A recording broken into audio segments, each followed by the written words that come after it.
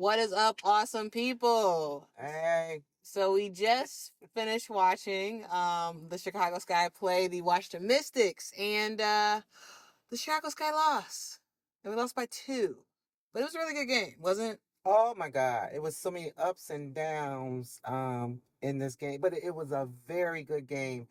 The way the Sky when we were down, we came right back roaring in the third quarter and into the fourth. And I don't think the Mystics expected the challenge that they had. Like I said, like she said, we only lost by 2 points. Um, and we had a chance of winning, but we did have an injury towards the very end of the game, and that may have, you know, that had something to do with us losing. Mm-hmm. But overall, it was an awesome game. I like the way Coach mixed the players in. He had basically a small team out there at one point, uh, and they were doing awesome. So he's found a way to use the players that he have to the best of their ability and make an impact on the game as a whole. I mean, they were really playing with one another. I really could say it didn't matter which group was in; they all were playing the game. Yeah, for sure. Couple of things that I thought was really pretty interesting about this game. Natasha Cloud was on James Wade from the get go, trying to get him a tech. In the first quarter, when James Wade was, how he get, he get upset and then get all in the ref's face. Mm-hmm. Natasha Cloud was trying to get him a tech. She finally succeeded in getting him a tech in the second quarter. Mm-hmm. I would say I think she's doing a strategy that probably a lot of teams are probably going to do this season. They're going to try to find ways to egg James Wade on to get him a tech, because as we know, it's pretty easy to get James Wade a tech. He's a very emotional coach. Yes. Not a bad thing, but just very emotional, and so he will likely get several techs and probably be the most probably be the coach with the most technical fouls by the end of the season. But we'll see. I thought it was interesting how she kind of keyed in on that real fast. Another thing, we left this game with 2 injuries. We had Morgan Birch, who injured herself in the second quarter. It was something with her knee. Mm-hmm. And it was literally the end of the second quarter. I think like the last minute or so she got hurt. And then at the end of the fourth quarter, Yeah. Rebecca Gardner got hurt. And these are players who play crucial roles for us. Morgan Birch starts; she's our starting power forward. Um, and she's starting right now while Isabel Harrison is out.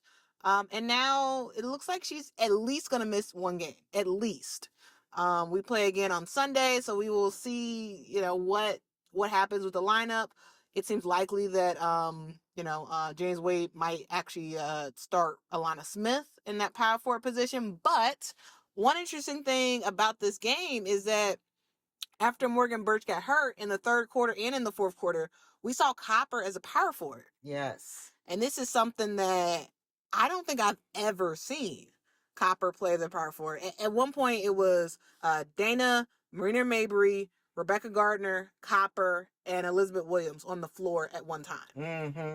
And that's a very small lineup. And Elena Deladon was taking advantage of it, of course, and getting her points because she's, the tallest one out there. However, we've had the speed, right? Right.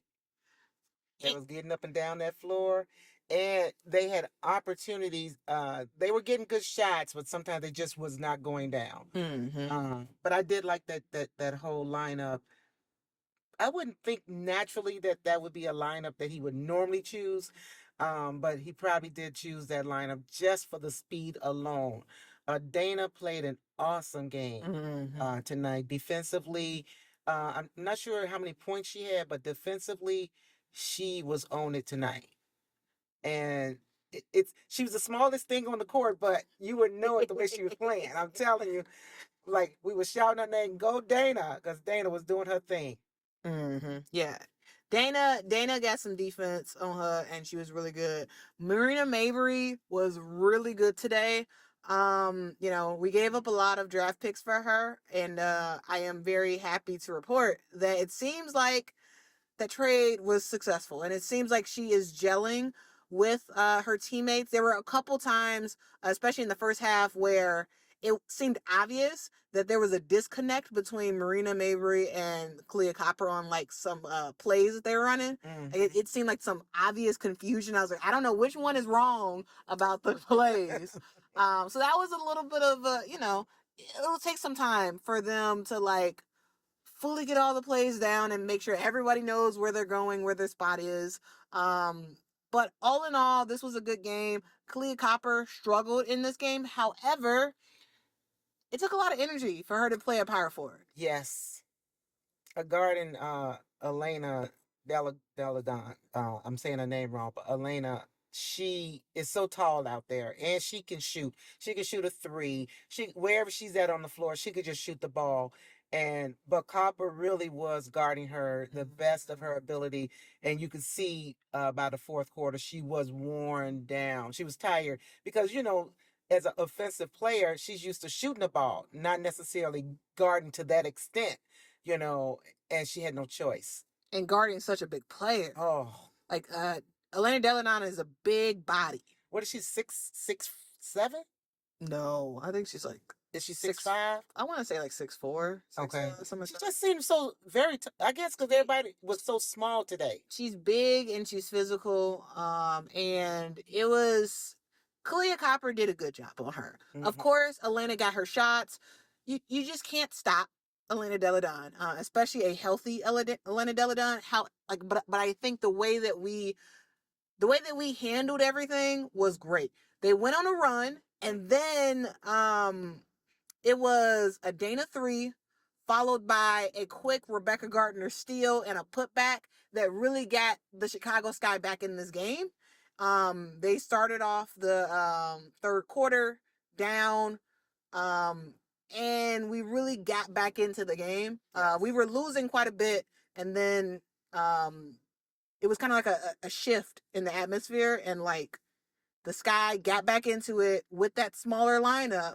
They figured it out how to just be fine with Atlanta scoring and just making sure that we scored on the other end. Right. And it was a good game. I came into this game thinking that the Sky was going to lose. I know I'm a Sky fan, but I was just trying to be realistic. It seemed realistic that the Sky was going to lose because on paper, the Washington Mystics is a way better team than the Chicago Sky. However, we played great. We really did. But I would say this: we only lost by 2. Yes. So there was an opportunity for us to actually win this game. So I think that Chicago Sky is doing great. And with all these new players, learning each other and learning their strengths, I think Coach Wade is going to mix and match, I think, a lot through the season to get them where they need to be. Yeah, so that was the game. But before we go, I just want to do a quick shout out to the Chicago Sky merchandise team, because in years past, the Chicago Sky had a very small area where they sold merch, and it was only like t-shirts, and it just, it was those like jersey shirt things that they would sell, and like the standard, Sky logo on a shirt type thing. But this year, we went to that section and we saw jerseys on the racks. We saw lots of hoodies. We saw lots of t-shirts. And I just want to say the Chicago Sky had the assignment to ensure that fans got the merch that they wanted. And, they succeeded. There was a lot of people trying to get some merch before that game. Yep. And we got some too. Mama got herself a Rebecca Gardner jersey. So she gonna be rocking the Rebecca Gardner stuff. Yeah. Right now I got my Candace Parker jersey on. I know y'all, she don't play for the Chicago Sky no more. But I'm about to give me a Dana Evans jersey. Probably next game. But just a shout out to the Chicago Sky. I hope other teams are doing the same thing and ensuring that fans are able to wear their favorite player's jersey. I like the fact that the Sky they had Elizabeth Williams jersey, they had Courtney Williams jersey, Copper, Marina Mabrey, and Dana Evans and Rebecca Gardner. Yes. I may have missed some jerseys, but they got some of the main players. They got their jerseys situated, and I'm just very happy about it. Um, what about everybody else? If you're watching this video and you've attended a home opener for another WNBA team, let me know what their merch looks like. I know that the Las Vegas Aces have their they have a whole store with like all the jerseys and all that stuff. But let me know for the other teams. What about the Indiana Fever? Anybody wants their game, and let me know what their merch looks like. Yeah, let us know, because as WNBA fans, we want to make sure that we're able to rep our team. And the Sky is doing their part, and I just want to see what other teams are doing. This is a huge improvement from last year when we tried long and hard to try to get jerseys for some of our favorite players. So huge improvement. Great job WNBA, great job Nike, great job Chicago Sky on the jersey front. But yeah, that's the video. Thanks so much for watching. Also, if y'all are at a Chicago Sky game and y'all see me, let me know. I would love to chat with you. We had a chat with one of the guys who watches this channel. I think his name was Jeff. It started with a J. First of all, thank you so much for coming up to us and saying, hey, it was great to meet you. Hope to see you at future Chicago Sky games. But yeah, if y'all see us, let it talk to us, because we at just about every. Well, she's at just about every game. I'm at every single game, and we would love to talk with you about our mutual love of the Chicago Sky. Yes. All right, that is the video. Thanks so much. We are reporting live from the parking lot of Wintrust Arena. So that's why the bad lighting and whatnot, but we got to get this fresh, right? Thanks for watching, guys, and we will see you in the next video. Until next time, guys. Bye. Bye.